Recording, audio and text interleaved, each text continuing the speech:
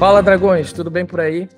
Estamos começando agora mais um episódio do Papo Low Code e hoje eu trouxe um convidado aqui super especial, que é o Thiago Vital, um cara que é uma máquina tecnicamente, trabalha lá na OutSystems. Então, ele vai se apresentar um pouco melhor para vocês. Como vocês sabem, no início aqui do nosso papo, o convidado se apresenta, conta um pouquinho da sua história, que é algo que sempre nos motiva. Por isso, antes de mais, quero agradecer o Thiago pela presença aqui no nosso podcast, que vai ser bastante rico. E o tema principal é um tema aí que está super em alta e um tema que você deve se atualizar também se você quiser manter o seu emprego. Não, tô brincando, não vai acontecer nada disso. Mas é um tópico super interessante, que é a inteligência artificial e como a inteligência artificial pode trabalhar junto com o low code. O Thiago vai partilhar aqui um pouquinho da sua experiência, por isso seja bem-vindo aqui ao nosso podcast, Thiago, e vai ser um prazer para nós aqui ter a sua presença no nosso episódio. Ok, obrigado, James, eu que agradeço aqui pelo convite também, pelo trabalho que você tem feito aí para divulgar um pouquinho sobre a plataforma low code, né, em especial OutSystems, no caso, que a gente tem muito mais contato. Eu que agradeço aí pelo convite aqui de participar do teu podcast. Legal, bacana. Gostei da camisa aí, hein? OutSystems.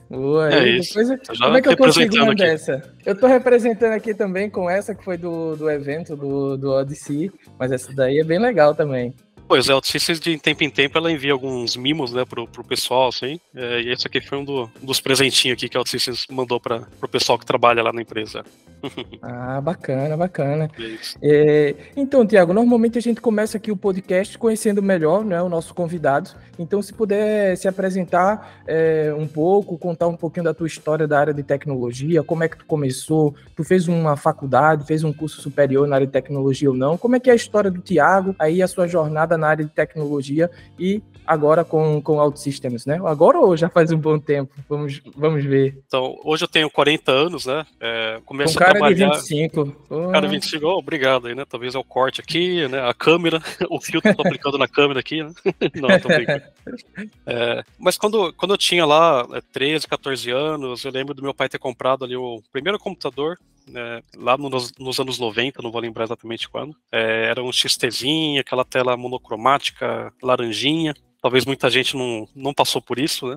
E aí começou aquela época, né, de explorar um pouquinho essa parte de computação lá no Brasil. Meu pai trabalhava já nessa parte de tecnologia lá num banco em São Paulo, no caso em Bauru, né, onde eu nasci. Depois, no final da década de 90, eu lembro de ter um amigo do meu irmão que começou a fazer uma faculdade de tecnologia e ele partilhava comigo alguns materiais do curso. Eu lembro de ver umas apostilas de HTML, uma coisa para mim era bem esotérico, né? E ele mostrava algumas coisas, como é que fazia página para web. Então aquilo começou a chamar muita atenção, começou a instigar mesmo. Comecei a ir atrás disso, queria aprender um pouquinho como é que criava uma página. Eu lembro de ter alguns grupinhos lá onde eu morava, por exemplo, que fazia pesquisa de ufologia. Era uma área que eu gostava bastante, né, de criança, assim, de investigar casos de OVNIs lá na região. E aí a gente criou um website, né, para colocar um pouquinho de conteúdo que a gente analisava, investigava lá na região sobre objetos voadores não identificados, né? Bacana. E aí começou aí o meu contato já com tecnologia, né? Pensando assim como um programador que basicamente era escrever páginas em HTML, era isso que eu comecei a fazer na altura, né? Era aquela forma bem primária, um bloco de notas, escrevia mesmo na mão ali todas as tags ali HTML até criar algum website, né? E aprendendo através de apostilas. Aprendendo através de apostilas, exatamente. Naquela época não tinha Google, não tinha essas buscadores, né, mais que a gente conhece, né? Naquela época era muito diferente. Era livro, apostilas. Interessante. Ali, então, eu comecei a ganhar gosto, né? Com essas coisas de programação, né? E aí, claro, eu fui crescendo. Aí, quando eu cheguei à época de ir para a universidade, claro, eu optei em estudar uma faculdade, no caso, chama FATEC. É uma cidade do interior de São Paulo, ali perto de Ribeirão Preto, Araraquara. É uma cidadezinha pequenininha que tinha uma unidade da FATEC, que é uma faculdade ali do estado de São Paulo, né? Uma faculdade estadual.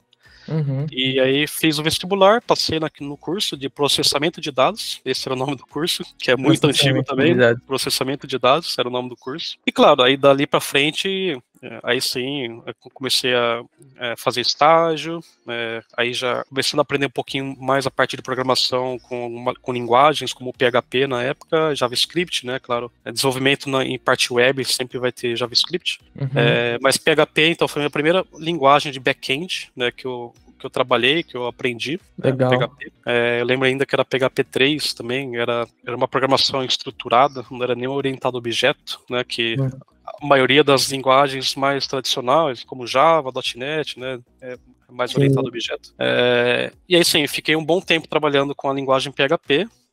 Depois de me formar na FATEC, fui para São Paulo, trabalhei em São Paulo. Então, trabalhei em várias agências web. Então, era a época que começou a ter muita criação de empresas que faziam sites institucionais, e-commerce. Então, Uhum. trabalhei em agências web para desenvolver sites. E depois de algum tempo, eu comecei a ter um pouquinho mais de interesse em aprender também BI, né, Business Intelligence, fazer aplicações mais focado para análise de dados, né, visualização, reporting, mais para a parte mais gerencial. Né? Eu comecei a ter algum interesse, eu não lembro por que razão, mas comecei a ter algum interesse por essa parte também mais analítica. E aí migrei, saí de programação em PHP, saí dessa profissão e fui para analista de BI. Né? Comecei a trabalhar também com projetos de Business Intelligence em São Paulo, no caso, quando já morando em São Paulo. Na época Bacana. eu usava uma plataforma que era open source, chamava Pentaho.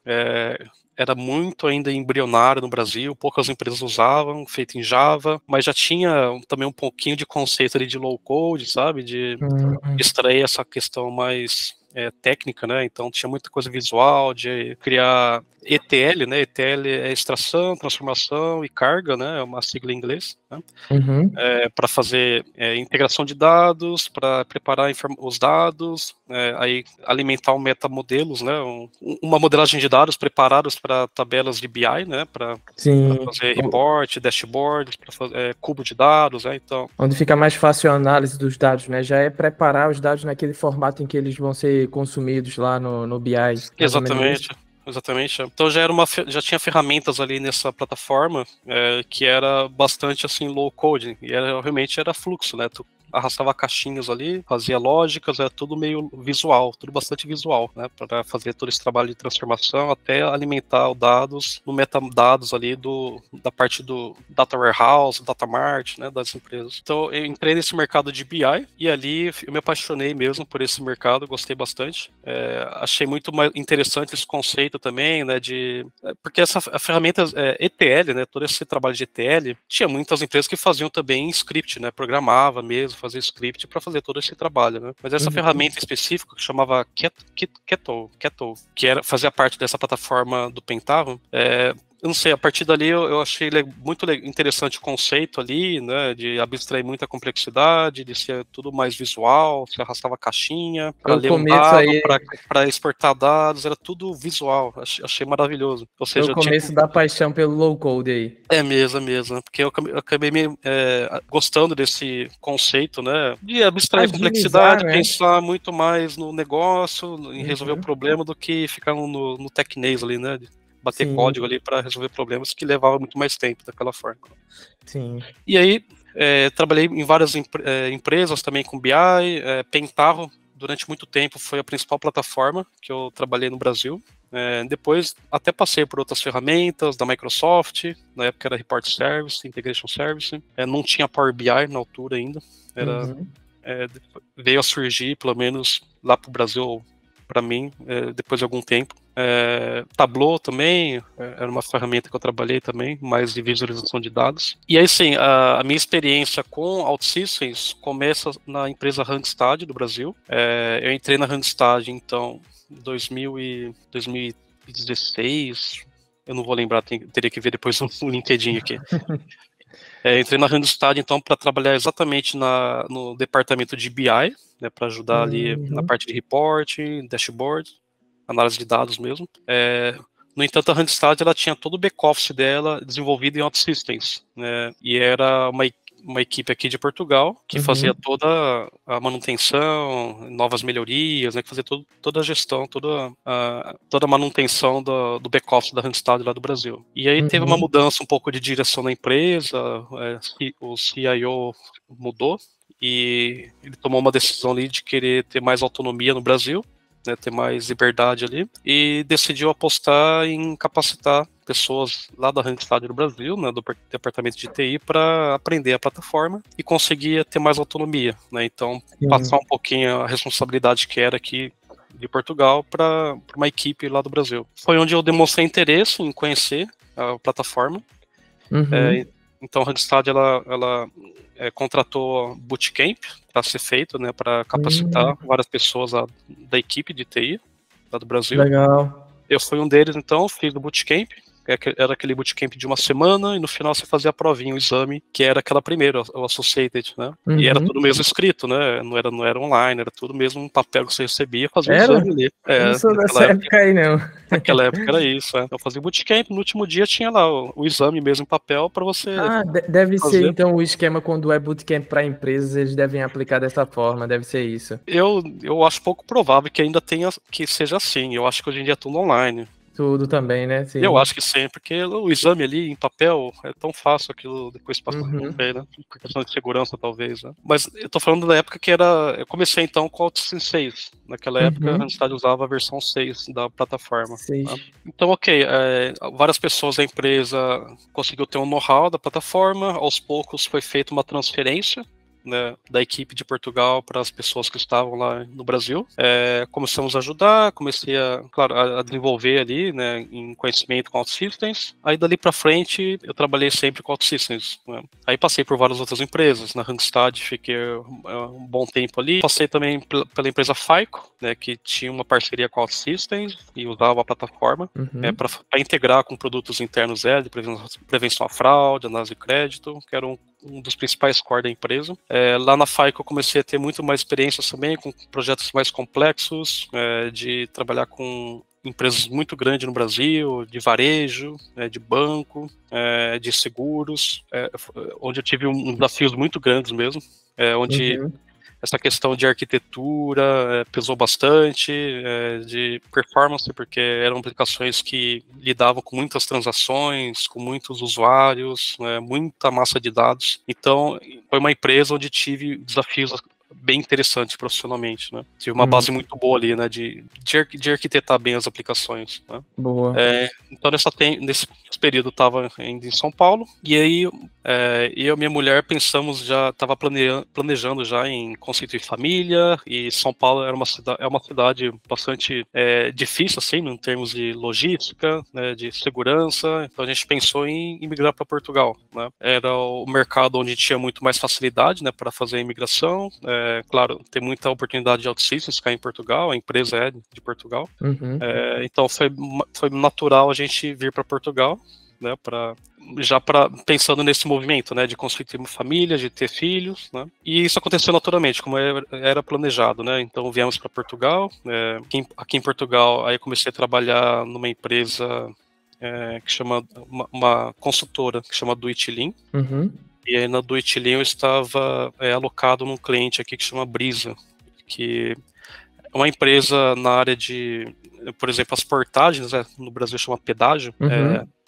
ela, por exemplo, administra praticamente boa parte das portagens, né, dos pedágios aqui em Portugal, né? Esse é um dos ramos dela, né? Via Via Verde, exatamente. Seria equivalente ao sem parar no Brasil, né? No Brasil, eu lembro que em São Paulo, pelo menos, era sem parar. E, claro, esse é só um dos nichos dela, né? Então, essa empresa usava OutSystems também. Fiquei bastante tempo trabalhando ali, muito focado ali na questão de sustentação, de uma aplicação grande que eles tinham ali, de tentar encontrar melhorias de performance, fazer correções de bugs, né? Então, fiquei algum tempo trabalhando ali. Migração também, né, para outras versões da OutSystems. E aí depois passei por várias outras empresas aqui em Portugal. Tive alguma experiência também na Holanda, também foi um desafio bem interessante. Um cliente ali que tinha acabado de contratar a licença da OutSystems, então não tinha ainda muito conhecimento, muito know-how. né? Então foi um desafio também para mim muito, muito interessante. Uma fábrica novinha em folha, hein? Uma Pra fábrica gente começar. novinha. Tinha É duas bom. pessoas que fizeram o curso da OutSystems, mas não tinha muita base, não tinha experiência, né? Uhum. Claro, para mim também foi um desafio em termos de comunicação, né? Sim. Porque a questão do inglês, né? Então, eu era a única pessoa na empresa ali que falava português, então eu tinha mesmo que me comunicar em inglês, né? E o teu inglês nessa época já era top? Não Dava para se era, comunicar? não era top, não era top. Não era tão top ainda não. Mas foi um desafio interessante, né? Sim, sim. Até Consegui para evoluir, minimamente né? ali, pois é. Foi o primeiro projeto em inglês ou já tinha tido outros projetos em inglês? Que tinha que se comunicar em inglês? Eu tive algumas coisas no Brasil também, na FAICO mesmo. A FAICO é uma empresa americana, então ali algumas coisas eu tive que me comunicar em inglês, em alguns projetos, para quando precisava fazer troubleshoot, por exemplo, tinha que envolver outras pessoas de outros países, né? Então tinha ali que também usar ali o inglês, né, para se comunicar, né? Mas intensamente, esse foi o primeiro projeto, isso da Holanda. Foi o primeiro projeto que eu estava imerso mesmo, estava lá no país, num cliente, era o arquiteto ali de OutSystems, aquela pessoa que tinha que ditar tudo, né? Desenhar arquitetura, fazer toda a fundação, mentoria, né, ajudar a ensinar as pessoas ali da empresa como é que usava OutSystems da melhor forma possível, né? Porque isso é importante, né? A fundação, o início ali, para mim, é a parte mais importante, porque se ficar mal feita, a dor de cabeça que você vai ter mais para frente é muito grande, né? Com certeza, com certeza. Então foi um desafio ali bem interessante. E foi bom, conseguir ali entregar um bom resultado, né? Eu fiquei 6 meses ali na empresa, fiz todo o trabalho ali que era necessário. Enfim, hoje então... E viver na Holanda, como é que era? Como é que foi essa experiência em relação a viver lá na Holanda, a cultura do pessoal, o dia a dia? Como é que tu se adaptou a lá essa vivência na Holanda? Foi em qual cidade? Amsterdã ou outra cidade? Eu fiquei em Den Haag, que é Haia. Eu fiquei em Den Haag, mais ou menos uma hora e meia de Amsterdã. Assim, a experiência de viver lá, eu gostei bastante, foi muito interessante. Os holandeses, eles têm um mindset um pouco diferente, né? Eles privilegiam muito a qualidade de vida, né? Então, são aquelas pessoas que conseguem planejar bastante, planejam muito bem, né, as atividades. Dificilmente você vai trabalhar até altas horas. Então, o holandês chega ali no trabalho 8, 9 da manhã, lá pelas 4, 5 já está indo embora, né? Eu achei até engraçado, porque tinha um dia que eu estava lá trabalhando, estava chegando lá perto das 6 da tarde lá e a pessoa que fazia a limpeza ali do escritório já estava, eu vou fechar o escritório, vou ter que ligar o alarme aqui, eu tinha que ir embora ali, porque bora, meu amigo. Tava sendo um dos últimos ali no escritório ali, mas 6 da tarde, né? Mas claro, é uma cultura muito diferente, por exemplo, eles não fazem uma parada no almoço muito longa, então geralmente eles comem um lanchinho ali na hora, às vezes na mesa mesmo, né? Come ali, rapidinho ali. Não é a principal refeição deles, né? O almoço. Então, qual é a principal? Eu entendo que seria a janta ou o café da manhã também, um pequeno almoço. Mas o almoço ali é uma coisa ali rapidinho, come um lanchinho rapidinho na mesa mesmo. Eu via muita gente assim lá. Isso também, claro, consegue ser mais cedo por conta disso, né? Porque não é gente que às vezes faz uma hora e meia, né, de almoço ali. Faz uma parada mais longa. Mas assim, o mindset do holandês é bem interessante. É muito comum também na Holanda.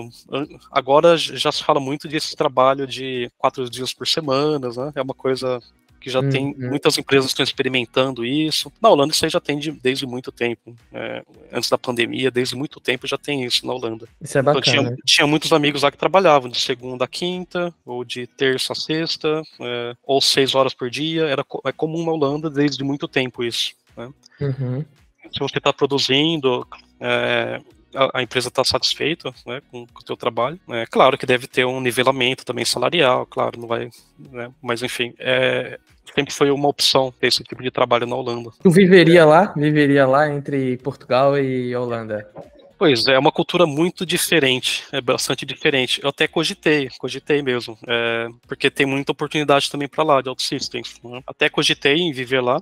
Naquela época que eu estava lá trabalhando, cheguei a considerar algumas propostas para ficar lá, mas a minha mulher, ela ainda morava em Portugal, ela estava começando no mercado de trabalho aqui. Sim. Eu achei que seria muito prematuro a gente mudar para lá e ela não tinha muita experiência ainda. Minha mulher também trabalha com OutSystems, né? Ah, que legal, cara. Também trabalha com Bacana. OutSystems, né? Então ela estava bem no começo, fazendo um programa de trainee ali, né, de estágio. Uhum. Eu achei que ia ser muito prematuro. A Sim, gente mudar para lá, tinha acabado de mudar para Portugal também, já vai mudar para Holanda, sabe? sim, sim, Eu acho que ia sim. ser uma loucura, né? Planejamento a nível de família, etc, né? Exatamente. Ponderou aí essa situação. Mas viveria lá, então. Ah, Gostou da viveria. dinâmica? Eu gostei. A qualidade de vida é muito boa. Todo o sistema ali, né? A infraestrutura do país também é impecável. A infraestrutura do país é muito impecável. Os holandeses Bacana. são bastante respeitosos também, estão acostumados com imigração. Então, a Holanda também é um país que tem muito imigrante, né? Então, eles são bem receptíveis, né? Mas gostei, sim. Claro, tem toda essa questão também de clima, que seria a parte mais negativa, né? Portugal Uhum. é o país na Europa que tem mais sol, um clima mais ameno, né? Semelhante ao nosso no Brasil, né? Digamos assim. Pois é isso. Mas assim, não sei. Agora, claro, eu tenho uma filhinha, né?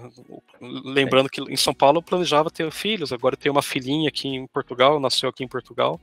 As decisões agora ficam um pouquinho mais complicado, né? Mudar Sim. já com. Escola, né? Ela já vai também aí tendo os amiguinhos, aprendendo o idioma também, né? É verdade. Mas eu nunca diria que não iria, né, para algum outro Sim. país. Não sei se seria, talvez hoje a Holanda seria o país agora em primeiro na lista, né? Talvez cogitaria algum outro, né? Na Uhum. época, na Holanda, a gente foi para Bélgica também. Bruxelas foi uma cidade que a gente gostou bastante também. Talvez seria até Bruxelas uma cidade interessante, que a gente Olha até. aí. Tô marcando uma viagem agora de férias em agosto e vou fazer um tour. Irlanda, Amsterdã e Bruxelas. Vou conhecer essas três. Irlanda é Dublin, né? Dublin, Dublin. Amsterdã e Bruxelas. Conhecer Ah, essas. muito bom, muito bom.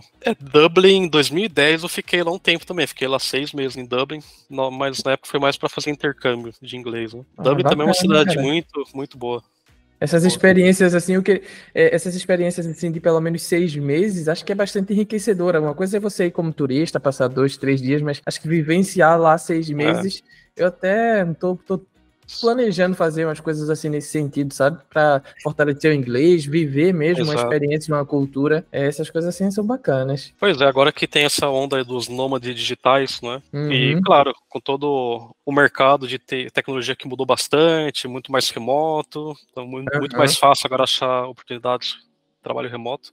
Muita gente está fazendo isso mesmo, né? Consegue Sim, sim. desapegar de um lugar aí e vai para outro país, com o tempo, vai para outro. Eu acho que é uma experiência interessante, enriquece bastante.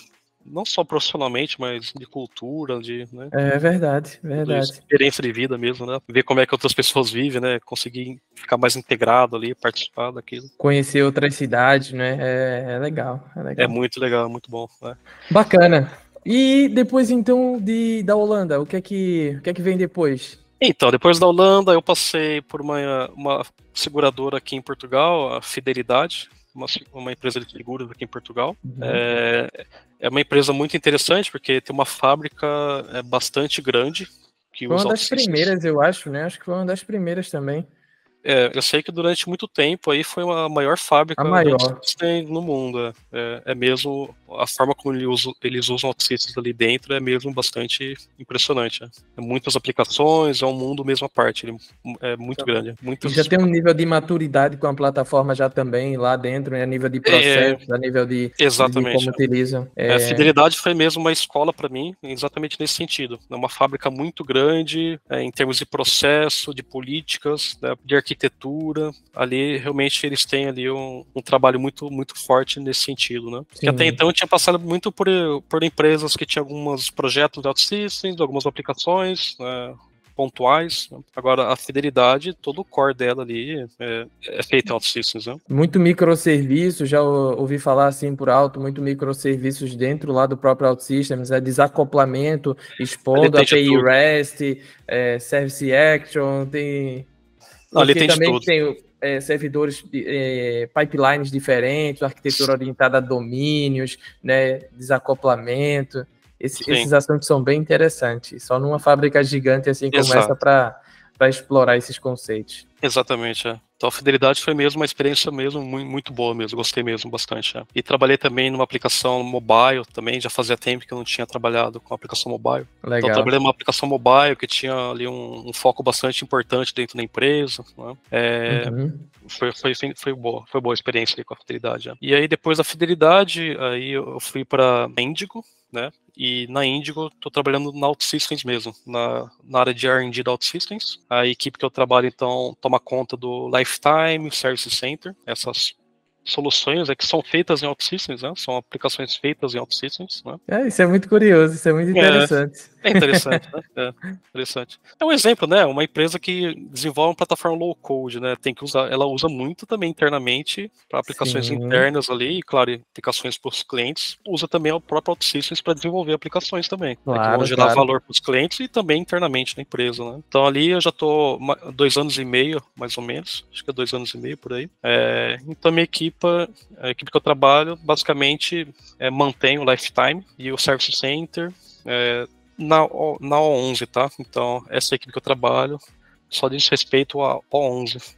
Temos o OutSy, que é uma coisa à parte, ele é um outro produto, mesmo outra coisa que estão fazendo dentro da empresa, né? E lá no R&D, tu chega a ter contato também com o Arlen, que é o nosso colega também na Indigo, né? O Índigo, o Pedro Costa, tu chega a ter contato também com esses caras de vez em quando, que são outras 2 máquinas aí? Então, eles são de outras equipes. O contato não tem muito, não. São bem organizados, são bem separados, equipes, etc, separados, né? São bem separados. Né? A Outlive já é uma empresa muito grande, então tem muita gente lá dentro já. São muitas equipes, muitas células. É muito bem segmentado agora. Né? O pessoal sempre fala muito bem a nível de processo, né? Como o OutSystems trabalha lá dentro, o desenvolvimento dos sistemas, a organização. Pois é, isso também é uma experiência também que, para mim, claro, estou trabalhando na empresa que criou o produto que a gente trabalha, né? Então, ali eu tenho acesso às melhores práticas, tenho acesso aos arquitetos, o pessoal que faz o core ali, né, do produto, né? Então, ali também é uma outra escola, claro. Toda essa questão de processo, agile dentro da empresa, isso aí também está sendo uma experiência bastante boa para mim. Bacana. Claro, a R&D também é muito essa questão de organização. A gente desenvolve produtos, né, que vão ser usados por vários clientes. Então tem muita pesquisa por trás, qual que é o impacto de uma nova feature que eu vou colocar no Lifetime, qual que é o impacto que isso vai ter num cliente, como é que eu consigo mitigar o risco, como é que eu vou mensurar, né, se aquilo está sendo efetivo ou não, se clientes estão usando ou não aquilo. Então muito trabalho de dados também, de analisar dados. Né? Sim, já voltou aí o espírito do BI aí de volta. Eu ia te perguntar isso, se nunca mais voltou aí o espírito do BI, algum projeto. Eu uso muito. Hoje eu uso muito também. Análise de dados é praticamente todo dia. Tudo que eu faço dentro da OutSystems é baseado em dados. Todas as decisões que a gente faz lá é baseado em dados. Eu nunca tive muito aprofundado em relação ao BI, nenhuma ferramenta de BI, Power BI. Eu já construí muitos dashboards utilizando a própria OutSystems, né, com o esquema de dashboards ali da OutSystems. Mas agora me despertou aqui uma curiosidade. Sempre eu pensei sobre isso, mas eu vou aproveitar a oportunidade. Tu falou sobre o ETL, né? Então a transformação de dados, a gente tem um modelo de dados relacional, por exemplo, em SQL, mas tu quer preparar esses dados, né? Acho que há ali um processo de filtragem ou de olhar para aqueles dados e ver qual é o formato que para o negócio vai fazer sentido visualizar para a tomada de decisão, né? Então, só ressaltando aqui também a importância para os decisores de um negócio ter essa informação ali estruturada, organizada, sendo bem apresentada de uma forma visual para a tomada de decisão da empresa e não ficar só no achismo, né? Eu acho que estamos tendo poucos clientes, ou eu acho que os nossos clientes não estão utilizando, então fica tudo ali muito no achismo, e a gente vive hoje na era dos dados, né? Então ter esses dados ali visuais, para que a pessoa possa analisar e decidir é fundamental. Mas a minha dúvida técnica é a seguinte: eu tenho um modelo de dados relacional, né? Então eu posso executar um SQL dentro desse modelo de dados relacional e eu consigo trazer os dados num formato onde eu vou apresentar num dashboard. Quando dentro do contexto mais de uma ferramenta de Power BI e utilizando o ETL, nós criaríamos um outro modelo onde essa extração iria inserir numa tabela já pronta para que essa consulta ela fosse mais rápida, mais otimizada. Quais são os conceitos técnicos por trás disso? Sim. Pensando num projeto de BI, né, imagine que eu quero apresentar uma ferramenta para a gestão da empresa, ou pode ser até a área operacional da empresa, né? Eu posso gerar report, dashboard para vários níveis hierárquicos dentro da empresa, né? Uhum. Então, é o que você estava falando mesmo. Eu tenho as aplicações transacionais que geram dado numa modelagem ali específica dela, né? Que atende o propósito dela ali. O trabalho que a gente faz de ETL, geralmente, eu tenho que ter uma janela temporal ali, onde eu não vou impactar a performance daquela aplicação. Então, geralmente, algumas empresas todo dia, na madrugada, onde não está sendo usado com muita intensidade a aplicação, tem um trabalho muito forte ali de pegar aquela informação dos sistemas transacionais. Então, imagina um monte de sistema nos mais variados tipos de dados, né, formatos, pode ser arquivos, ficheiros, pode ser imagens. Hoje em dia, tudo que a gente tem, tudo que gera de conteúdo é dado, né, importante. As empresas hoje usam tudo, vídeo, imagens, áudio, textos, né, hoje tudo é dado, tudo está sendo usado para analisar, para ser analisado hoje em dia, né. Então, geralmente eu tenho uma janela temporal, costuma ser mais de madrugada, por exemplo. Então, eu corro uma rotina que faz exatamente esse trabalho de coletar essas informações, essas variadas fontes, joga para um ambiente de staging, é uma coisa bem comum, joga tudo para um ambiente de staging, sem modelagem nenhum, né, da forma como já está no ambiente transacional. E aí, o trabalho final aqui, eu tenho uma modelagem de dados específica para, por exemplo, para um data warehouse, um data mart. Isso é uma coisa mais tradicional, tá? Uma coisa muito mais antiga. Eu sei que hoje em dia tem modelagens muito diferentes, né? Já evoluiu bastante esse mundo de BI, né? Mas o mais comum é isso, então. Tem as tabelas de stage, eu tenho todos os dados ali nessas tabelas. Agora eu já não tenho mais o ambiente ali, origem sendo impactado, né? Não preciso mais onerar o ambiente de origem, tá tudo ali já nesse ambiente de staging. Aí é onde eu tenho um trabalho muito forte ali de conseguir agregar aquela informação, tentar chegar na granularidade que eu preciso, né, para alimentar o meu modelo que vai ser usado para o support, né, para o BI no caso. E aí é onde tem bastante trabalho aqui de, aí sim, agregar a informação aqui e jogar para essa modelagem que a gente chama de multidimensional, um data warehouse, um data mart, né? E onde, na maioria das vezes, as entidades, as tabelas vão estar desnormalizadas ali, é uma coisa diferente. Exato, né? É isso mesmo, exatamente, é isso mesmo. Aí tem aquela tabela fato, as tabelas dimensionais, né, são aqueles modelos multidimensionais que a gente fala, o mais tradicional para, né, o data warehouse, para ferramentas de data warehouse, data mart, conseguir ler ali, e aí sim gerar relatórios, alimentar um dashboard, gráficos. Né? O caso do Power BI também, cara, ele tem também essa especificidade de conseguir também pegar essa informação e deixar tudo em memória também, tá? Para ser muito mais rápido na hora de eu aplicar filtro ali nos dashboards, no report. Sim, tá em memória. Ele tem também essa questão de cachear aquele dado, deixar em memória também, para ser muito mais performático quando eu estou usando o dado na ferramenta visual ali. Né? Sim. Isso é um mundo à parte. Isso é um mundo à parte. É um mundo à parte. E tem a ver com o curso que tu fizeste, lá o nome processamento de dados, o que foi no fundo aí o aprendizado nesse? Qual é o objetivo principal? Quais foram as matérias que tu estudou dentro desse curso, processamento de dados? O processamento de dados eu entendo que não seria nada muito diferente de os cursos mais atuais aí de análise, programação, desenvolvimento de sistemas, não tem nada muito diferente disso. Eu acho que ele é muito mais, talvez, curto, porque no curso a gente vê todas aquelas coisas de derivadas, lembra? Matemática, cálculo 1, cálculo 2, aquelas coisas mais de matemática, aí algoritmo, em termos de tecnologia de linguagens, a gente viu Pascal na época, muitas faculdades introduzem o C, linguagem Sim. C, mais baixo nível ali. E hoje mais Python também. Python também, que está muito mais usado no mercado de trabalho, claro. Mas a Pascal era muito mais para questão de lógica, de programação. Lógico que eu não ia ser um programador Pascal, porque naquela época já era uma linguagem mais deprecated, né, mais legado. Né? Mas é tradicional. Cheguei a ver um pouco de Java no curso.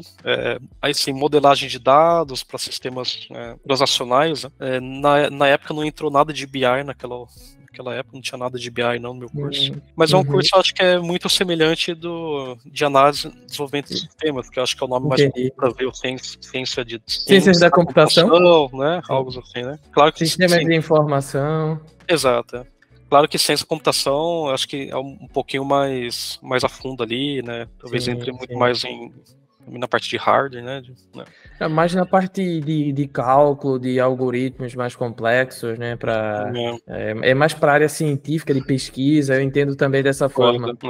O que eu fiz, mas também não concluí, fiquei só no início, foi sistemas de informação, une mais a programação com empresas, né? Administração de empresas, então sistemas empresariais, administração de empresa, quais sistemas são importantes para as empresas, e a ciência vai ali ciências da computação vai na escovação de bits, digamos assim, né? Isso. Pessoas que estão ali na ponta da pesquisa científica, para inteligência artificial, esse tipo de coisa vem dessa galera aí. É isso. O meu curso talvez não entra muito mais a fundo nessa parte, tá um nível um pouquinho mais acima, talvez, um pouquinho mais focado aí pro mercado de trabalho, sabe? O análise de desenvolvimento de sistemas. Análise de desenvolvimento de sistemas. É isso. Tanto que o nome do meu curso era Tecnólogo em processamento de dados. É quase que um curso técnico, mas tinha um crivo de ser um curso superior, né? Uma graduação. Mas era quase que um curso técnico. Bacana. Mas é isso, esse mundo de BI também esse mundo de BI é bem interessante, já mudou bastante também, hoje em dia, com data science, com todas essas coisas aí, já é um mundo aí que eu mesmo precisaria me atualizar um pouco mais, porque já mudou bastante. E mesmo sem ter uma ferramenta de BI específica, porque o OutSystems também é muito poderoso nesse sentido de criação de gráficos, etc. Tu aplicaria esse conceito de transformar os dados e não executar uma query, uma consulta SQL direto no banco transacional, mesmo que não tenha uma ferramenta de Power BI, no OutSystems mesmo, criar um modelo de dados à parte para um dashboard, tu faria uma abordagem dessa? Claro, faria, eu já fiz muitos casos, sim. Dependendo das tabelas, se não tem muito dado, se você avaliar que não vai impactar muito a performance, não vai impactar ali a aplicação para o usuário final, eu acho que não tem problema nenhum. Eu acho que não é uma regra. É uma regra que tem que fazer isso sempre, sabe? Quero fazer um dashboard, tem que ter uma tabela ao lado. É uma regra. Tem que avaliar ali. Por exemplo, o cliente precisa ver aquilo em real time. Se toda hora. Aí a gente não vamos ter um processo sincronizando aqueles dados toda hora, né? Mas se for algo assim, eu quero ver o resultado dos 15 dias passados, do mês passado ou de ontem, acho que é até melhor, porque não impacta de quem aquela consulta vai numa tabela com dados transacionais com milhares de linhas, talvez milhões de linhas, né? Impacta tanto as transações que estão acontecendo naquele momento, quanto também a demora para carregar aquele dashboard, né? Então acho que é uma ideia bem interessante.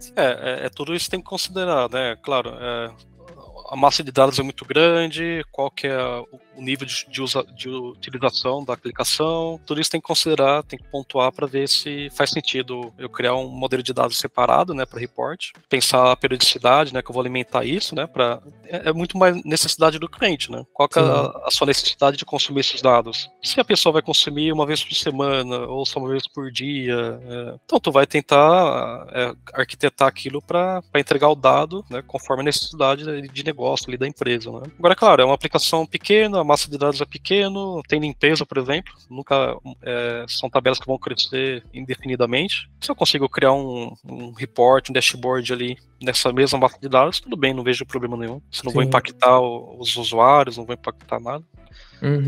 Ou tem a estratégia de jogar para uma tabela de arquivo, né?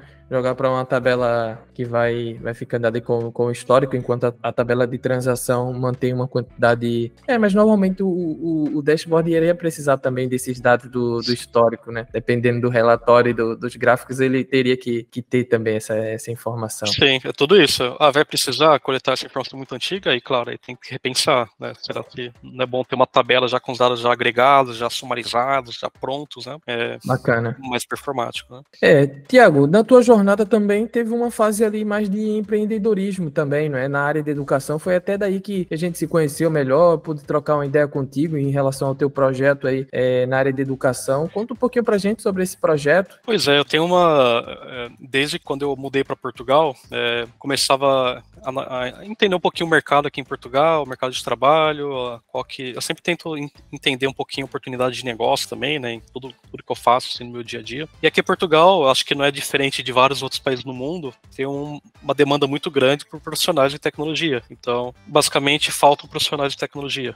Aqui em Portugal e em vários outros países. E claro, esse trabalho que você também está fazendo, né, James, de capacitação, de cursos, né, de conseguir trazer mais pessoas, né, para esse mundo de OutSystems, eu cheguei a pensar nisso também. Em Portugal, no caso, eu via uma tendência muito forte, um movimento muito forte de pessoas que faziam migração de carreira.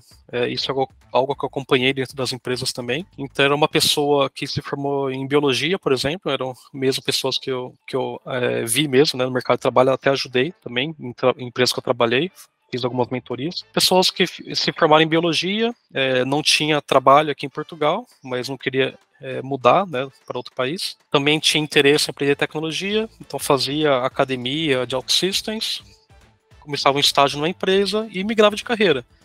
Então eu via várias pessoas nesse cenário aqui em Portugal, né, biólogos, advogados, mesmo várias profissões que parecia que não tinha nenhuma sinergia, nenhuma, né, proximidade. Sim. Assim. Verdade, também vi muitos casos. Até na nossa escola também continuo vendo e ajudando essas pessoas desse processo. Pessoas que eram professores, até padeiro também já passou pela Trusted. Exato. É engraçado. E aí eu comecei a pesquisar um pouquinho esse movimento aqui em Portugal, mais especificamente, né? E eu comecei a ver várias pesquisas que isso era uma tendência que ia acontecer cada vez mais. Eu acho que agora a gente consegue ver isso muito mais de perto, né? Isso acontecendo, esse movimento mesmo. Até agora, com toda essa conversa de IA que está chegando, né? Que vai acabar com um monte de profissões, talvez isso também vai acelerar muito isso. Então, pessoas de outras profissões que vão ter mesmo que se capacitar, aprender uma outra profissão, né? E tecnologia, claro, acho que vai continuar sendo a profissão, né, com muita demanda ainda. E eu pensei, tentei idealizar uma plataforma também que conseguisse conectar essas pessoas. O foco inicial eram essas pessoas, né, que queriam fazer uma migração de carreira ou estavam iniciando uma carreira de tecnologia. Então eu pensei numa plataforma que conseguiria conectar essas pessoas com os profissionais já experientes daquela tecnologia, né, que aquela pessoa ia trabalhar. Então uma ponte de mentoria ali, um acompanhamento, né? É isso, é um mentor e o iniciante daquela tecnologia. Aí era uma plataforma simples, assim, eu vou entrar no mundo de OutSystems, estou começando, vou pesquisar por algum mentor de OutSystems, faço agendamento de aulas com ele, pontuais ou periódicas, faço o pagamento ali também.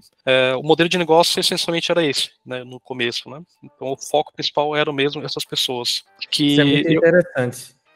Que eu acho que é algo que vai acontecer muito forte daqui para frente agora, e esse movimento mesmo de carreiras. A migração é importante também, mas se aplica a qualquer nível, porque eu acho que uma das etapas principais, principalmente nós utilizamos muito o e-learning agora, né? Produtos digitais para aprender, ou mesmo de forma autodidata, porque é uma quantidade imensa de material aí disponível para que a gente possa estudar e entrar na área de tecnologia. Mas acho que um papel fundamental que é indispensável é você ter um mentor, ter alguém que vai te orientar, que já passou por aquelas situações, que vai te tranquilizar, que vai dizer, olha, isso que você está passando agora é normal, vai por aqui, daqui a pouco isso vai ficar mais claro para você, abstrai isso por enquanto. Então todo esse acompanhamento e alguém que já passou por aquilo, que possa te inspirar também, te guiar, né, te mentorar, né, é fundamental nesse processo, cara. Por Exatamente. isso que, dentro do modelo de negócio da Trusted também, dentro da nossa escola, nós, no início, né, muitas pessoas também chegavam e me davam dicas de como eu poderia fazer um modelo mais escalável de educação, como, por exemplo, fazer os vídeos e só vender o curso gravado. Né? Então, isso com certeza é mais escalável e eu consigo vender mais com menos esforço. Mas, para mim, não é efetivo, não é 100% efetivo para aquilo que eu proponho dentro da Trusted. Então, eu prefiro ter uma quantidade de alunos reduzida, né? E poder dar esse acompanhamento comigo e outros mentores que a gente tem na Trusted e poder acompanhá-los ali com aulas ao vivo, diariamente, com dúvidas caso eles tenham, fazendo calls, né? Como no sentido da tua plataforma, porque eu sei que isso tem um impacto muito positivo no desenvolvimento deles, né, no aprendizado deles nessa jornada. Exatamente. Porque eu vejo assim, né, as pessoas quando estão começando, elas têm necessidade muito particular. Tudo bem, eu acho que a questão de videoaula é efetivo, né, para alguma necessidade ali. Sim. Mas você ter uma mentoria ali mais personalizada, conseguir entender um pouquinho mais qual que é o ponto fraco, o ponto forte daquela pessoa e conseguir orientar, sabe, ser muito mais personalizado, sim. É muito mais efetivo. E eu acho que o futuro, a gente vai ter que ser muito rápido, sabe, vai ter que se adaptar muito rápido. Então, eu tô aqui numa empresa, tenho que resolver um problema, eu não vou ter todo o tempo do mundo para ver um vídeo, para aprender aquilo, para conseguir entregar o resultado. E às vezes a resposta nem tá no vídeo. Às vezes a resposta nem tá no vídeo, tá na forma como você pensou para solucionar aquele problema. Aí você pode... Tem alunos que são assim, não, James, eu vi aquele vídeo já 10 vezes e não consegui resolver o problema, mas o vídeo só ensina a questão técnica, de como você aplicar um conceito técnico, mas a resolução de problema é, no fundo, um conjunto de conceitos técnicos que você tem que unir. Então, é a forma de pensar de resolver problemas que, no fundo, está sendo passado ali do mentor para o mentorado, né? E isso, nem um vídeo ia explicar isso. Nem um vídeo. Exatamente. E hoje em dia a gente tem muita informação, é difícil você saber... Porque eu quero aprender sobre... aplicação mobile usando Flutter. Você tem um monte de fonte, um monte de vídeo, um monte de curso, às vezes é difícil, e aí, qual que é o mais, né, que vai conseguir ser mais efetivo pro que eu tô precisando aqui, né? Sim. Agora, o mentor ali, de repente eu tô num projeto, tô começando, eles são um júnior, tô num projeto ali, fazer sincronização de dados, uma aplicação mobile, dados offline com online e tal. Eu quero só saber aquilo, sabe? Eu tô com uma resolver o problema. Não vou fazer um vídeo de aplicações mobile que, sabe? Às vezes um mentor ali, uma horinha ali de uma mentoria consegue ali já passar todo o conteúdo ali, né, tudo certinho, que já vai tirar todas as suas dúvidas. Você já vai conseguir ali rapidamente já entregar o resultado, né? Então a ideia da plataforma sempre foi essa, né? O modelo inicial sempre foi essa. E claro, a questão mais de monetização, né? Até pensando, uma pessoa que está começando não tem uma receita muito boa, né? Não consegue ter um salário muito bom. Então, talvez seja algo muito caro, né? Então, em termos de modelo, assim, a gente pensou em várias coisas. Talvez oferecer isso mais para a empresa, né? A empresa pagar para que aquela pessoa tenha essas sessões de mentoria. Sim, porque isso resolve um outro problema muito eminente, que é as empresas hoje não têm, pelo menos a maioria, não tem a quantidade de sênior e de tech lead suficiente para acompanhar os júniors. E o que é que acaba acontecendo? O júnior fica ali muito solto, desmotivado, porque não consegue evoluir. Aí há um nível de estresse ou de cobrança demasiado para um tech lead, para vários júniors. Então ele acaba também não fazendo bem esse papel de acompanhamento. Então é um cenário difícil também que as empresas poderiam resolver através dessa plataforma. Exatamente. E assim, essa dinâmica que eu fiz de mentoria pontual, para tirar dúvidas pontuais, é algo que eu cheguei a testar também. Aquele projeto na Holanda, cheguei a testar com... Na época, depois, comecei a ter 2 júniors também, da consultoria que eu trabalhava, para trabalhar lá no projeto. E eu experimentei um pouquinho disso. Comecei a fazer semanalmente uma mentoria de 1 horinha só para discutir um tema, um tópico ali técnico, que eu via que aquela pessoa ia precisar no projeto e ela tinha alguma dificuldade de entender. E eu vi que era muito efetivo. É algo que a gente talvez não consiga... Eu acho que até consiga mensurar, mas o problema que a gente consegue evitar lá na frente né, de uma aplicação mal feita, de bugs que vai ser introduzido, uma sessãozinha de meia horinha, uma horinha ali, só falando daquele tópico ali, a pessoa vai conseguir desenvolver ali daquilo de uma forma mais fácil, uma boa qualidade, né, de entrega. Né? Sim. E da formação também dessas pessoas, né? Porque ela poderia fazer do caminho errado, resolver o problema, assim, naquele momento, mas ela iria se habituando àquela forma errada, né? Que era prejudicial de alguma forma para a solução. Né? Criar vícios, e ela, não, eu resolvo assim. Como assim isso está errado? Eu resolvo assim há anos que eu resolvo assim. Porque você desenrascou ali naquele momento e foi criando esse hábito, né? Enquanto um code review ali, um acompanhamento, poderia já ajudar na formação dessa pessoa. A gente formaria uma pessoa dentro das boas práticas, tecnicamente, muito mais rápido ali com esses acompanhamentos. Isso. Não, e todo o clima ali, né, uma pessoa muito mais motivada, né, mais autoconfiante também, sabe? Assim, a gente consegue ver benefícios, assim, com esse modelo de mentoria ali, personalizado. Acho que os benefícios são muito maiores do que, sei lá, vídeos, aulas disponibilizados aí, né? Sim. Então, é esse modelo que eu acredito, sabe? É esse modelo que eu pensei na Volet Pro, que era o nome da plataforma. E aí, com esse modelo, eu participei de alguns concursos de empreendedorismo aqui em Portugal, onde cheguei até na semifinal de um deles lá, foi bem interessante, um concurso bem grande aqui em Portugal, chamava Montepio, Acredita Portugal. No finalista, acho que levava 500 mil euros, né, de investimento em serviços e todos os patrocinadores ali. Mas foi bem interessante esse concurso aí, a gente foi até a semifinal. E foi legal porque participei por várias baterias, né, de jurados ali, né, de empreendedores de Portugal também, que sabatinaram, né, a minha ideia, deram muitos feedback interessantes também. E aí, claro, eu estou num estágio hoje que eu teria que repensar um pouquinho o modelo, porque um dos feedbacks era de que eu deveria focar talvez mais para o processo de onboard das empresas, ou seja, eu oferecer uma ferramenta dessa, onde uma pessoa que está começando na empresa poderia ser assessorada por essa plataforma. Eu pensei como essa plataforma fosse uma extensão da empresa. Então eu tenho uma empresa com vários profissionais e de repente eu não tenho profissionais tão fortes numa determinada tecnologia, no mobile, por exemplo. Então a minha plataforma seria uma extensão. Ela poderia ali na plataforma fazer o agendamento de uma sessão de mobile com um especialista em mobile, né? Não preciso contratar, porque é muito caro contratar uma pessoa para minha empresa, talvez não é o propósito, não seja necessário contratar uma pessoa ali full time. Então, por ele na plataforma, agendar algumas sessões com essa pessoa, ela vai transmitir todo o conhecimento, vai assessorar aquele projeto e pronto, né? Então eu pensei muito nisso, uma plataforma que seria uma extensão de recursos, né? E recursos da empresa, né? Isso é muito legal, cara. Isso é muito legal. E contratar ali pontualmente aquela pessoa. Isso é muito legal. Não, com certeza a gente vai ver esse projeto aí no ar em breve. Vamos ver, tem que repensar agora. Tem que agora, talvez, repensar um pouquinho o modelo, voltar com isso. Vamos em frente, boa.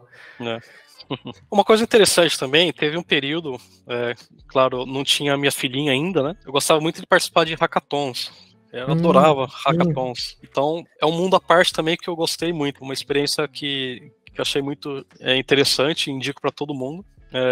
Então, por exemplo, no Brasil eu participei de 2 hackathons, aqui em Portugal de 1, na Holanda eu participei de 3 hackathons. Isso é legal. Então, para quem está começando também, para quem trabalha com tecnologia, é mesmo muito interessante participar desses eventos hackathons. Que eles consegue fazer network, consegue validar alguma ideia que você tem, né? Vai conseguir ali ter várias pessoas ali com esse mindset de empreendedorismo, né? De inovação. Já participou de algum de OutSystems, hackathon de OutSystems? Eu participei de um aqui em Portugal, mas era para a empresa da Udify, que tinha um escritório aqui em Portugal. Ela é focada em aplicações para essas academias de ginásio, né? De CrossFit, né? Então ela tem aplicações para esse tipo de negócio, né? E ela fez um hackathon lá na empresa aqui em Lisboa, usando a plataforma OutSystems. A ideia era desenvolva alguma aplicação, pense em alguma aplicação que vai resolver algum problema desse nicho de negócio, usando a plataforma OutSystems. Esse era o objetivo, né, do desafio ali.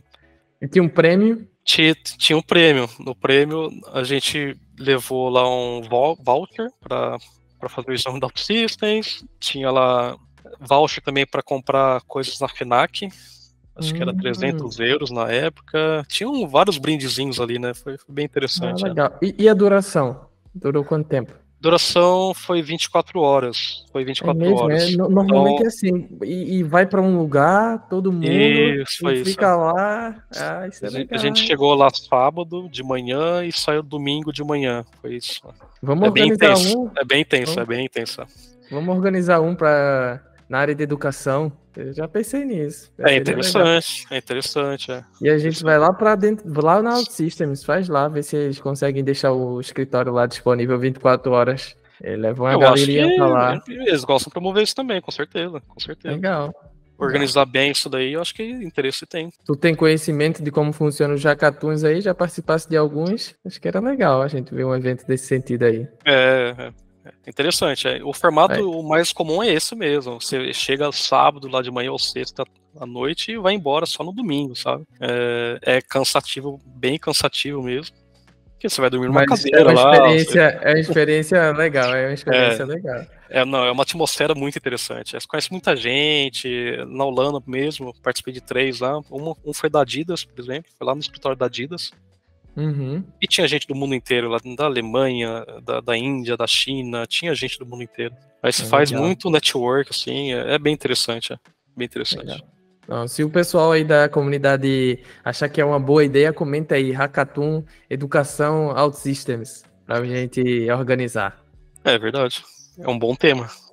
Boa, deixem aí nos comentários. Então isso aí também é interessante, a pessoal que está começando aí, não só começando, mas também já tem uma boa experiência, é um ecossistema bem interessante, esse mundo de hackathons, né? No caso, quem trabalha com OutSystems, eu participei de hackathons usando OutSystems para resolver problemas, e é muito favorável, né? No hackathon, geralmente, você tem um desafio, você quer criar um protótipo, né, para apresentar lá no júri final. E OutSystems é uma ferramenta excelente para isso, né? Para Sim. prototipar aplicações. E eu Criar rápido, ganhei né? hackathons assim, né? Rapidinho, fiz aplicações ali para mostrar o modelo de negócio, mostrar que é viável. 2 hackathons, 3 hackathons, a gente ganhou alguma posição, mesmo porque foi fácil de mostrar ali o Em nosso OutSystems, né? protótipo. Né? A Mostrar. tecnologia era livre, então. Aí vocês, E isso, com hackathon aí. OutSystems, Né? deslancharam. Assim, tem vários níveis de hackathons. Tem aqueles hackathons que aí tem aquela linguagem, você tem que fazer alguma coisa com aquela linguagem, não sei o quê. E tem hackathons que eu mais gosto, que É livre. a empresa tem um problema. Mostra aí como é que eu resolvo esse problema. É isso. Usa o que você que conhecer para resolver esse problema. Legal. Então já participei da Heineken lá em Amsterdã, da Adidas, também lá em Amsterdã. Um dos Da Smart Heineken City. tinha uma cervejinha assim também, para durante o hackathon Foi tomar uma. assim, cara. Nossa. Ficava lá no ambiente lá que tinha um bar ali, Uhum. lá no Heineken Experience, que é o lugar que o pessoal faz visita mesmo da fábrica. Aí tinha lá, tipo um rooftop lá em cima lá. E tudo open bar ali. Tudo open Final bar. do hackathon, o pessoal já tava. Olha, até que foi bom.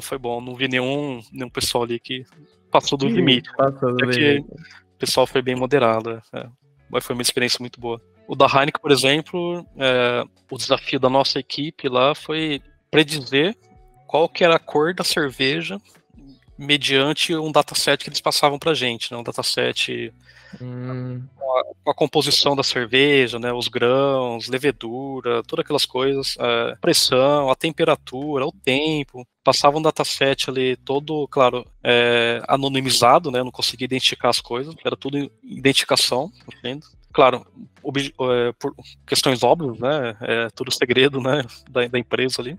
Mediante aquelas informações, eles davam a cor que ficava a cerveja, e a ideia era mesmo para dizer, eles tinham muita coisa, acho que era mais manual, precisava de pessoas para verificar, né, a cor da cerveja, e a ideia era tentar usar machine learning e usar IA para tentar predizer a cor da cerveja, mediante essas informações, né, essas variações aí da fabricação da cerveja.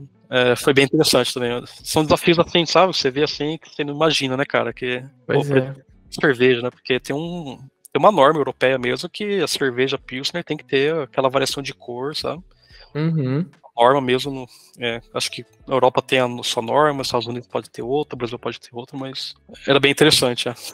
Interessante. Para o pessoal que gosta de uma cervejinha, foi um hackathon Muito bom. legal.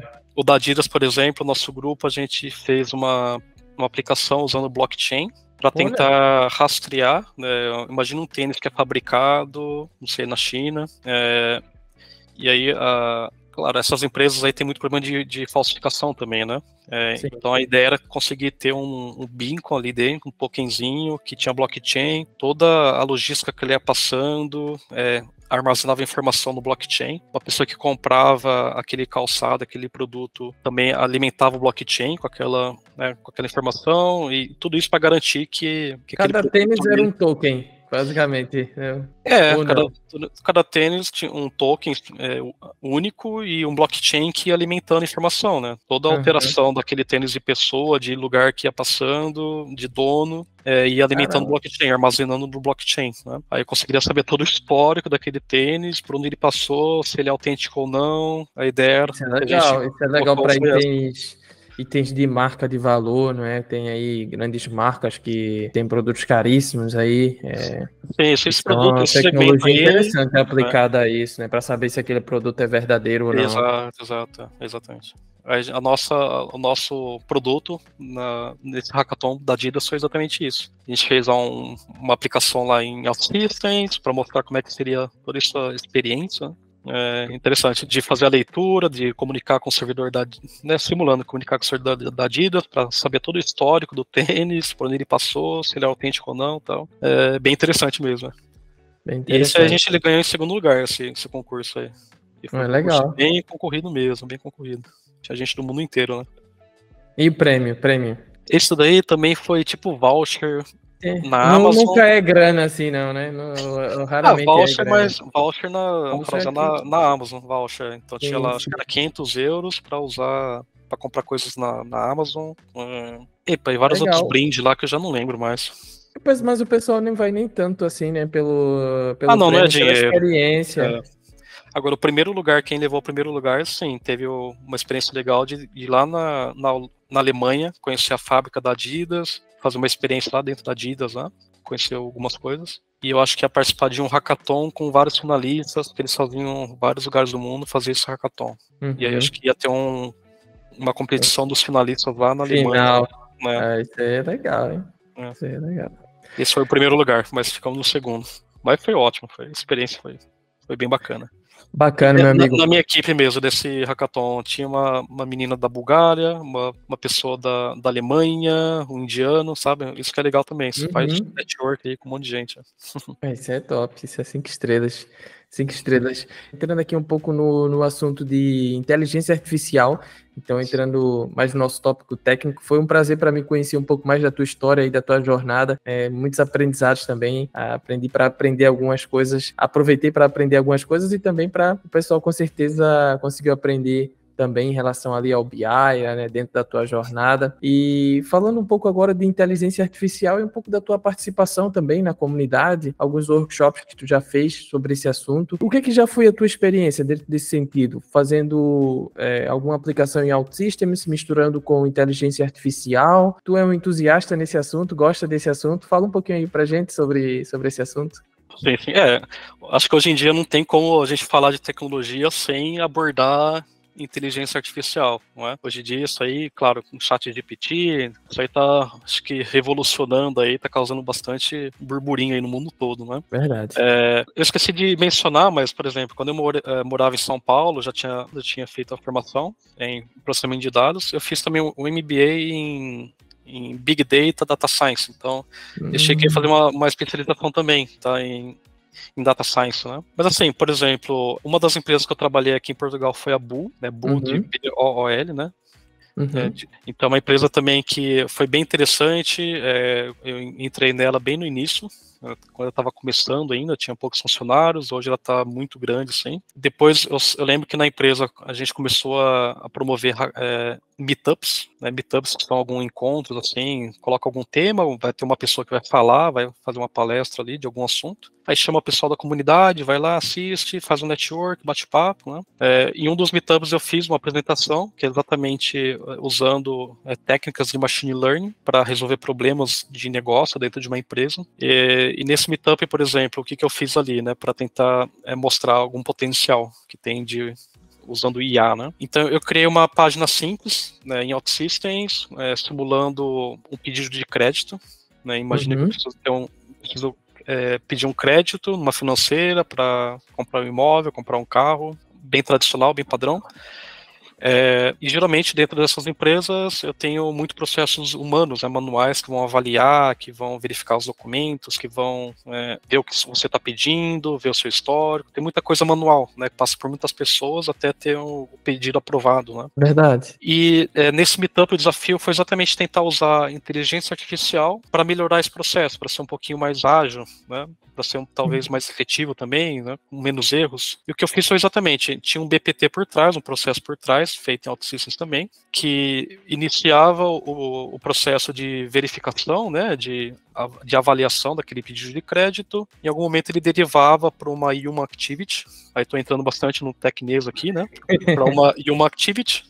Quem já mexeu com o processo OutSystems, BPT, e um Activity, basicamente parou naquele ponto. Eu tenho que abrir uma pessoa tem que abrir uma telinha, um ecrã ali, e fazer alguma ação, né? Por exemplo, no nosso caso era para aprovar, ele tinha toda a informação do pedido de crédito, aprovava ou reprovava aquele crédito. E aqui que eu fiz ali, eu consegui adicionar ali, antes de derivar para uma Human Activity, outro processo que pegava todos esses dados do pedido de crédito, enviava para um modelo de dados já treinado lá na Azure, né, um serviço da Azure que faz exatamente técnicas de machine learning, aprendizagem de dados, né? Ele enviava todo aquele pedido para a Azure devolvia lá, já tinha um modelo treinado, devolvia a decisão, né? Ou seja, baseado naquele pedido de crédito, tudo que eu já aprendi, né, de outros pedidos que foram aprovados e reprovados, qual que é a probabilidade daquilo ser aprovado e reprovado, né? Então, baseado na confidência daquele dado, né, se o score, né, daquela decisão era alta, o crédito já era aprovado e reprovado. Então, o próprio modelo estatístico, o próprio robozinho ali,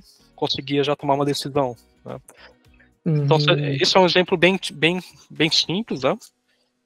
Que é exatamente usando IA, Machine Learning, para resolver um problema, para agilizar um problema de negócio, né? E claro, se a decisão do modelo de dados fosse muito ruim, né, poderia configurar isso, por exemplo, acima de 80%, 90% de confiança daquele resultado do modelo de dados, eu vou deixar a decisão dele. Se for menor do que isso, vai para a decisão humana. Então, derivaria para a decisão humana, para Human Activity. Então, é uma coisa muito simples que eu usei nesse meetup, exatamente exemplificando uma forma de resolver um problema, não resolver, mas talvez agilizar, né, um problema de negócio, utilizando IA. Inteligência artificial, machine learning, né? Isso é uma coisa muito simples, não é nada muito revolucionário, é algo que é simples, né? Não é nada muito avançado. Legal. E como foi fazer isso em OutSystems? Nós temos, né, na verdade, no OutSystems, vários plugins prontos para uso, para integração com vários tipos de IA, né? Então, leitura de documentos, comunicação, ou na verdade tem um nome diferente, né, para interpretação ali do texto, dizer que se o texto ele tem, se foi positivo, se é uma posição negativa. Eu me esqueci o nome exatamente. Análise semântica, boa. Então tem vários plugins na Forge conectados. Análise de sentimento. Análise de sentimento. Pega o documento e extrai o texto que tem naquele documento também. Os nomes específicos assim me fugiram agora, mas sei que há muitos plugins prontos para uso na Forge, né? E para fazer tu usou algum desses plugins? Foi tranquilo essa integração a partir do OutSystems? É muito tranquilo. Hoje em dia, claro, tem uma infinidade de plugins.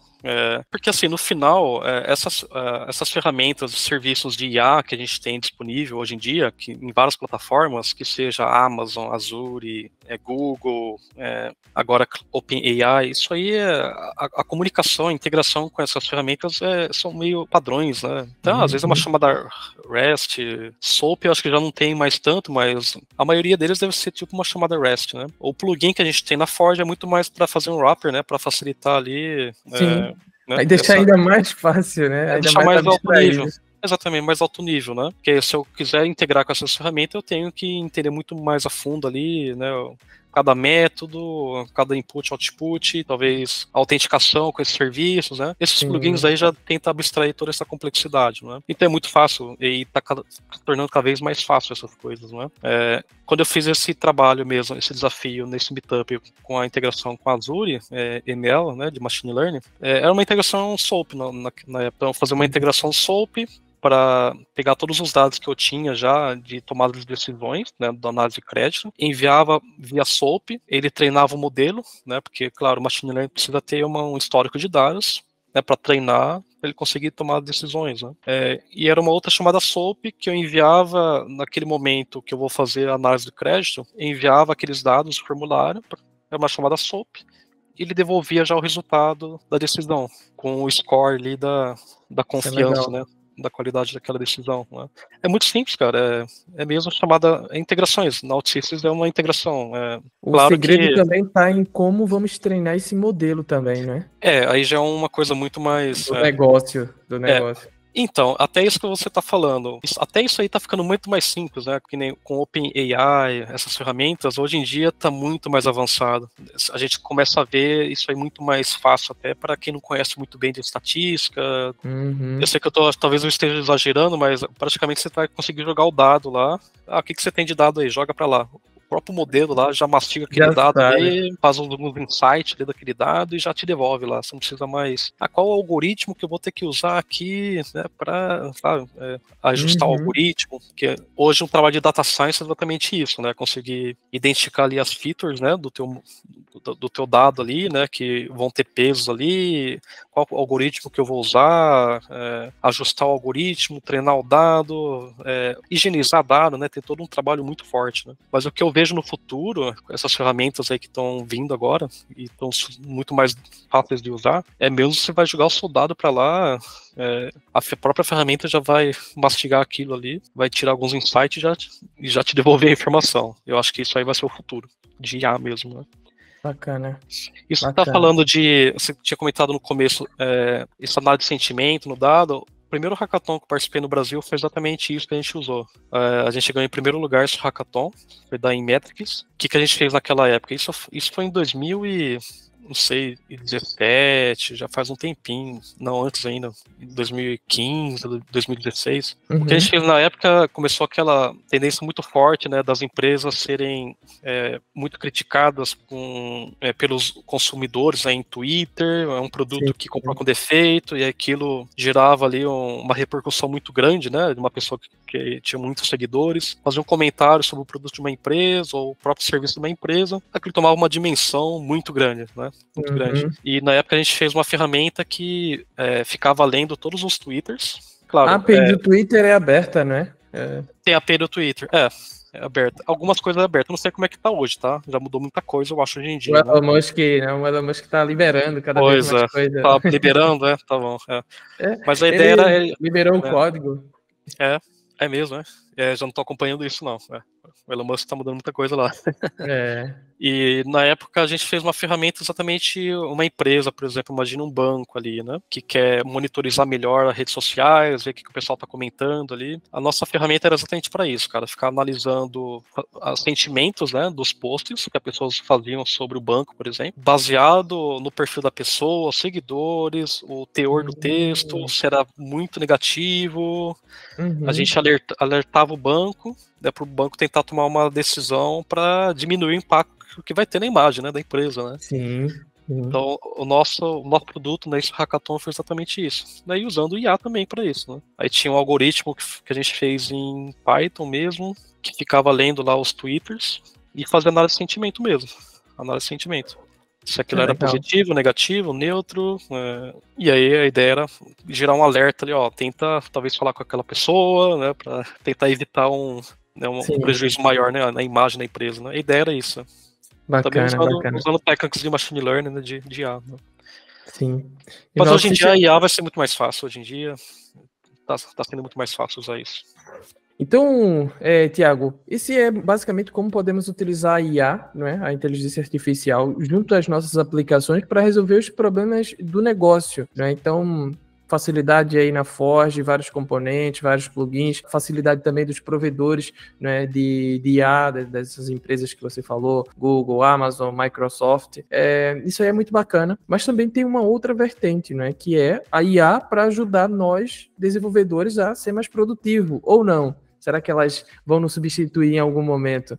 Qual é a tua opinião em relação a isso e como desenvolvedor OutSystems, como é que poderíamos utilizar a IA no nosso dia a dia para aumentar a produtividade? Tu já usa? Faço essa pergunta. Quem não usa, fica para trás? Como é que é essa questão da relação entre a IA e o desenvolvedor a nível do seu dia a dia ali, da sua função, na tua opinião? Pois é um tema bem interessante, né? Ele gera discussões aí bem acaloradas hoje em dia, né? Em vários cantos aí das empresas, várias profissões aí dentro de tecnologia, né? É o pessoal de front-end, back-end, tudo aí tem conversado muito sobre isso, né, pessoal. Assim, o que eu vejo nesse momento, né, eu sei que está muito embrionário ainda, está muito no começo, essa questão de IA que consegue já gerar código, que já consegue já programar para você, né, você dá as instruções, ela já consegue gerar código. Uhum. Eu vejo que ainda está no começo, tá?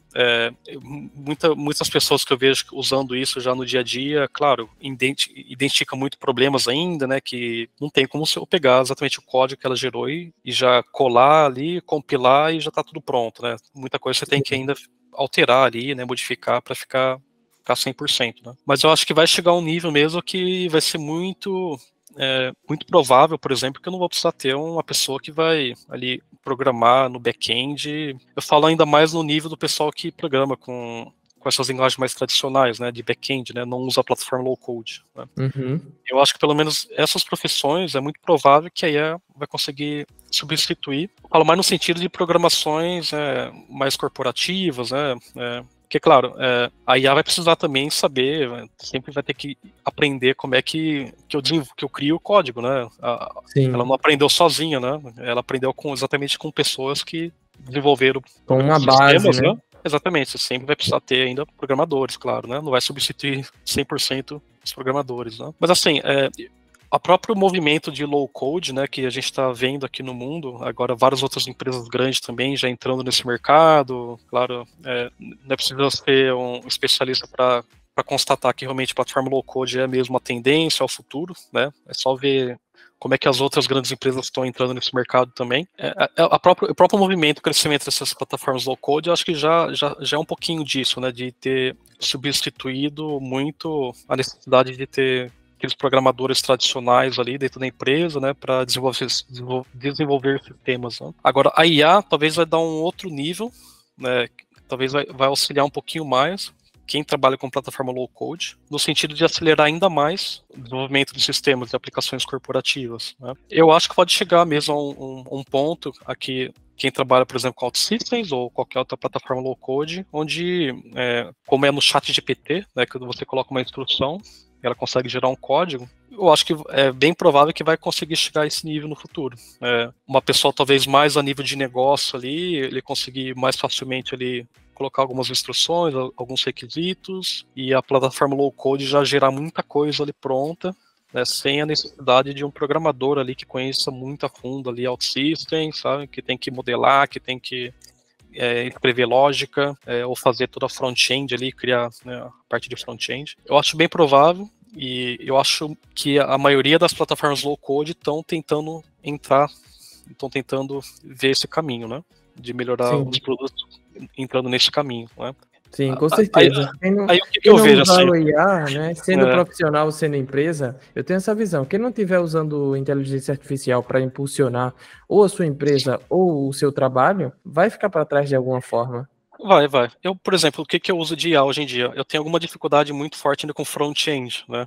Então, até recentemente estava com um desafio aqui, é uma coisa muito simples, que talvez para uma pessoa forte em front-end, e meia horinha faz aquilo lá, 20 minutos faz aquilo lá, rapidinho, mas tinha que fazer algumas divs ali, 3 colunas, e dentro de cada div, cada coluna, várias linhas ali que eram outras divs, e eu tinha que forçar o posicionamento da última div ali, ficar no bottom, né, ficar posicionado lá embaixo, né. Pô, eu não conseguia de jeito nenhum. Abri o espectro no browser ali e mexia nas classes, CSS ali. Dor de cabeça. Aí fui pro chat GPT ali, fui lá e falei para ele, ó, crie 3 divs em coluna, coloca agora 3 divs dentro de cada coluna, na forma de linha uma abaixo da outra. agora posicione no bottom a última div ali e tal, ele criou tudo ali. Caramba. E aí, vendo ali o que ele fez, eu consegui entender o CSS ali e tal, peguei o CSS e reutilizei no meu sistema, por exemplo. Muito Isso é uma forma bacana. que eu tenho usado essas plataformas tipo ChatGPT, né? Sim. Exatamente para auxiliar no que você tem alguma deficiência ali, né? Você consegue muito facilmente auxiliar dessa forma, usar isso dessa forma. Tá? Eu fiz algo nesse sentido recentemente. Eu estava com um comando Oracle que estava com algum erro, e eu mandei lá para o ChatGPT. Fiquei procurando, depois quer saber de uma coisa, eu mandei lá para o ChatGPT, onde é que está o erro dessa consulta Oracle? E ele disse, tá faltando uma vírgula aqui, tal. Exato, isso mesmo. Obrigado, ChatGPT, e fui embora. Isso mesmo. E eu vejo muito os nossos alunos da Trusted, por exemplo, já começam a utilizar também para tirar algumas dúvidas. Então, as pessoas vão começar a perceber, eu já digo isso há muito tempo, mas as pessoas vão começar a perceber que a chave de tudo é saber fazer a pergunta certa. Exato. Eu já dizia isso com o Google, por exemplo, ou com um Tech Lead. Às vezes a gente tem um tech lead muito ocupado, né? E você precisa formular bem a pergunta para que ele consiga te responder de forma mais assertiva. Até por texto ele iria te conseguir responder. Ou fazer uma pesquisa no Google mais assertiva. Então o segredo está em fazer boas perguntas, né? Em pensar e fazer a pergunta certa. Se você fizer a pergunta certa, você vai ter a resposta certa, né? Você vai ter a resposta que você espera, você vai conseguir resolver aquele problema. Mas aí o desafio, continuo dizendo que está em como eu faço a pergunta. Exatamente. Hoje eu vejo o pessoal usando muito também para melhorar um texto, um e-mail que eu vou escrever, por exemplo, uma documentação. É legal. Gente usando, colo parte do código e ele fala, comenta esse meu código aí. Aí já faz todos os comentários no código, por exemplo. Era bom que desse para fazer um print num fluxograma OutSystems e ele já... Mas o OutSystems está trabalhando nisso aí, eu acredito. AI Mentors, não pode revelar muita coisa aí, né, de dentro da OutSystems, mas eu suponho que eles estejam trabalhando, com certeza estão trabalhando duro nisso, até porque a gente já vê o AI Mentor, como tu disseste, que é uma ferramenta ali que faz a análise do código, e também o AI Assisted Development, né, que é dentro do fluxo, ele vai sugerindo o próximo passo. Pois é, são alguns outros exemplos aí, né, de onde está sendo usado no produto aí, né, IA, né. E claro, né, todas as plataformas aí de low code, claro, hoje em dia eu acho que o core agora, o principal tem sido investir mesmo em IA, né, para não ficar para trás, né. Mas eu acho que agora, claro, tudo isso aí tem que ser usado com muito cuidado, né, por exemplo, eu vejo muitas orientações das empresas, muitas empresas aí, de que tem que tomar cuidado. Você pega um código ali, que tem alguma informação ali, às vezes, muito estratégica da empresa, e tudo que a gente coloca lá no ChatGPT, no OpenAI, tá ficando com eles lá também, não é? Ou pega um e-mail ali, né, que tem informações de pessoas, que tem, não sei, informações sensíveis, confidenciais, cola lá e fala para melhorar aquele texto. Então tem que também pensar um pouquinho, usar isso aí com responsabilidade, porque a gente não sabe também no futuro como é que isso vai ser usado também, né? Sim, com certeza. Essa é a dica que eu sempre dou, né? Então toma cuidado também para usar isso no sentido de não expor também a empresa aí, né? Outras coisas. Com certeza. Tiago, é muito bacana esse nosso papo aí sobre inteligência artificial e também muito enriquecedor a tua jornada aí, toda a tua experiência. Foi um prazer para mim ter essa conversa contigo. Chegamos no momento final aqui do nosso papo, onde normalmente eu faço duas coisas, né? Primeiro, agradeço aqui a tua participação e por último, também peço uma mensagem final para o público que nos assiste, que normalmente são pessoas que estão no início ali da carreira, estão fazendo uma migração de carreira, mas também pessoas que já são desenvolvedores OutSystems e buscam novos conhecimentos, buscam uma melhoria, né? Não é à toa que eles estão consumindo esse conteúdo para absorver também a experiência de uma outra pessoa, escutar e evoluir. Então, qual é a mensagem final aqui que tu pode deixar para esse pessoal que busca ser um bom profissional na área de tecnologia? O que é que te ajudou nessa tua jornada e que tu gostaria de deixar como mensagem aqui para esse pessoal? O que eu vejo assim, hoje, quando o pessoal pergunta para mim o que eu acho mais importante assim, na carreira, assim, né, num perfil de um profissional, para mim, primeiro é o comportamento, né, não é nem muito a parte técnica da pessoa, é muito mais o comportamento ali, comprometimento,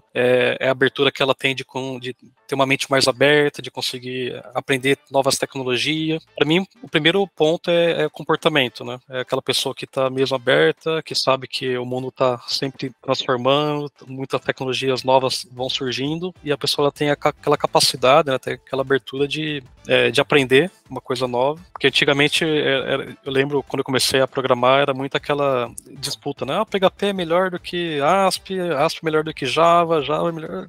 Tinha aquelas coisas, né, de programador, eu lembro, quando eu comecei a trabalhar, né? E eu acho que esse tipo de mentalidade não se aplica mais. Acho que o futuro, né, o profissional do futuro, ele vai ser aquela pessoa que vai usar a tecnologia para resolver problema. Não importa a tecnologia que tem à nossa frente. A empresa tem OutSystems, ou tem alguma outra ferramenta, um Power Apps, tem o Mendix. Seja um profissional que esteja apto a aprender a se adaptar àquela tecnologia e resolver o problema da empresa de forma rápida, de forma ágil e com qualidade. Para mim, esse vai ser o profissional do futuro. Acho que no futuro você não vai ser exigido muito forte a parte técnica. O profissional do futuro vai ser aquela pessoa que vai conseguir usar a tecnologia para resolver o problema rápido da empresa. Bacana. Resolução de problemas. Resolução de problemas. É um mindset, resolver problema. Não importa a tecnologia que você vai usar para fazer isso. É verdade. Esse é fundamental. Esse é realmente fundamental para um bom programador. Resolução de problemas, independente da tecnologia. O problema ele é solucionado, eu digo também isso, normalmente, no papel, né? Eu consigo fazer ali o desenho de como vai funcionar o fluxo dos dados, a solução. Ela surge primeiro no papel e depois a tecnologia é a forma como implementamos isso, né, dentro daquela tecnologia que é mais adequada para aquele tipo de problema. Então, com certeza, estou de acordo contigo. O mindset de resolução de problemas, isso aí é chave para ter uma boa carreira na área de tecnologia. É isso mesmo. E tá sempre aprendendo, sempre disposto a aprender novas coisas, porque daqui para frente vai ser ali um turbilhão aí de novas tecnologias, a gente vai ter que reaprender muitas vezes até o final da nossa carreira. Tem que ser. Às vezes a pessoa pensa que eu fiz um curso, eu fiz uma faculdade e entrei na área de tecnologia e acabou a parte de estudo. Na verdade, começou agora, né? Exatamente. Começou ali, porque vai ser dia a dia para resolver cada problema ali de cada empresa, né? Ou vários problemas daquela mesma empresa. Cada problema, um aprendizado diferente. E assim vai. É isso. É isso, Thiago. Mais uma vez, obrigado pela tua participação. E conto contigo aí mais vezes para a gente fazer projetos nesse sentido, tá aqui alimentando a comunidade. Vamos pedir aí para o pessoal que acha boa a ideia do Hackathon na área de educação, deixe aí nos comentários que aí eu depois chateio aí o Thiago para ver se a gente consegue fazer algo nesse sentido. Boa sorte, todo sucesso do mundo lá com a tua iniciativa, que tem muito valor, né, a questão do teu projeto de empreendedorismo, e sucesso com a Indigo, sucesso na OutSystems. Muito obrigado por tudo. Obrigado, eu que agradeço também, James, aí pelo convite aí e pelo excelente trabalho que você tem feito com a comunidade. Valeu, meu amigo, tamo junto. Abraço. Abraço.